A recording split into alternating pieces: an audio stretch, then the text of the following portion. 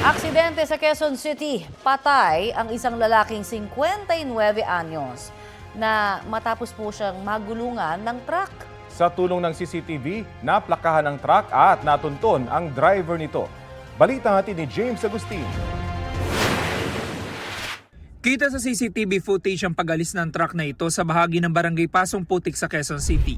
Kasunod niya nakita na nakahandusay sa kalsada ang 59 anyos sa lalaki. Naisugod pa siya sa ospital pero idineklarang dead on arrival. Huling nakitang buhay ang lalaki habang naglalakad ilang metro ang layo sa pinangyarihan ng aksidente. Sabi po ng pamilya niya, umalis siya para mag-withdraw.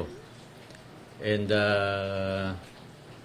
hindi siya actually wala siyang dalang cellphone, so hindi rin nila alam kung nasaan siya nung time na yon. Sa tulong ng iba pang kuha ng CCTV, natukoy ng pulisya ang plate number ng truck. Sa follow-up operation, natunto ng sasakyan sa garahe nito sa Antipolo City.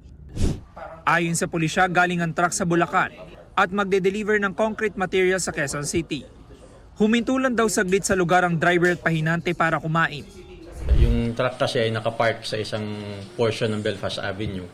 Pag move niya forward, nakita na ang biktima ay nagulungan at agad na tinakbo sa hospital. Ongoing pa rin yung investigation namin kung ano eksakto nangyari, paano siya napunta, paano siya nagulungan. Ang 26 anyos sa truck driver, inaresto at dinala sa QCPD Traffic Sector 2. Lumalabas po sa record check natin, meron siyang mga previous offense like violation of quarantine protocol at yung isa po ay may record din siya ng reckless imprudence resulting in damage to property noong 2021. Tumangging magbigay ng pahayag ang truck driver na sinampahan ng reklamong reckless imprudence resulting in homicide.